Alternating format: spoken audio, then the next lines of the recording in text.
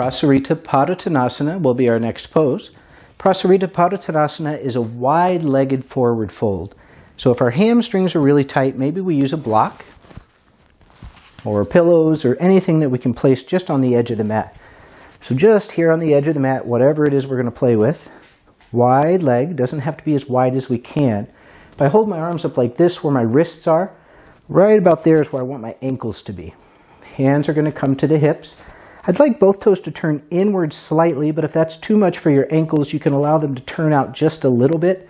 Ideally, parallel with the edge of your mat would be nice. If that happens, great. Everybody's built differently, so that's okay. Hands come to our hips. Hips are loose. Legs are going to be strong and straight. If you have pain at the attachment point of the hamstring behind your knee, maybe put a little bend in the knee if it causes any pain or discomfort there or in your bottom. Hands to the hips. Maybe we inhale to lengthen. Exhale, come forward. Keep the belly long. Hands can come right on top of that block, and we relax the head. If you need to, you can always adjust your block on the higher level. Knock it down one, knock it flat, but palms are flat on something. And if you're comfortable here, then you can remove the block and just bring the hands to the mat.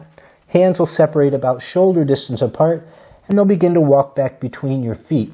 Again, we want to keep the belly long, relax the head, and maybe we use fingertips to press forward. That action brings our belly closer between the thighs. And if we're relaxing the head, maybe we can find the ceiling between the legs by looking that far up. Keep the belly long. And again, we can bend the knees if we need to. Hold for about 5 breaths in any position that you're in is fine.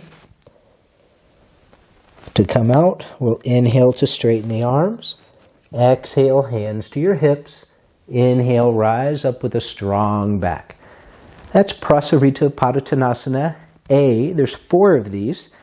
So if we're happy, or if that was a little too much, you're welcome to stay with your block, and you can do that again and again and again and again if you like. Or for B, I'm going to turn around. I'm not mooning you. We take a nice wide stance. We bring the arms up for Prasarita Padottanasana B. As we exhale, we reach around. We're going to try to bring our hands to our bottom. Shoulders are going to come down and squeeze together, and then the elbows are going to move towards each other.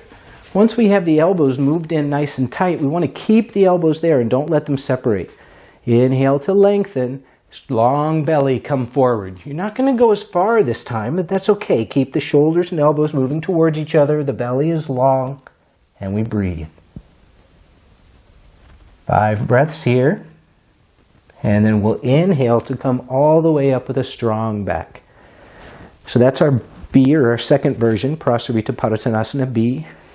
C, I'll demonstrate again just so you can see my arm placement. Again, you're welcome to do hands to the block again, hands to your hips. Prasarita Padottanasana C, we want to inhale the arms up. As we exhale, we reach back, interlace the fingers, palms together if they'll go. Straighten the arms, and as we straighten the arms, the chest comes forward between the shoulders and the arms are strong and straight. Try not to have a death grip on the fingertips, just the palms together. From here, inhale, lengthen the belly. Exhale, come forward with a long belly. Relax the head. Hands are going to leave the lower back and see if they can come all the way down towards the floor. Maybe they just leave the lower back a little bit. Wherever they go is fine. Maybe the palms come apart a little. That's okay. It's just something to strive for, to keep the palms together. And we breathe here 5 breaths. Each exhale is bringing these hands a little closer towards the floor. And as we inhale, we'll come all the way up using those hands. Exhale, relax, shake out the arms. Last one. Now, if you start to get dizzy from your head being below your heart and coming back up, take a break. Relax, drink water, walk around. Don't push yourself at any yoga pose. It should never hurt, and it should never cause discomfort.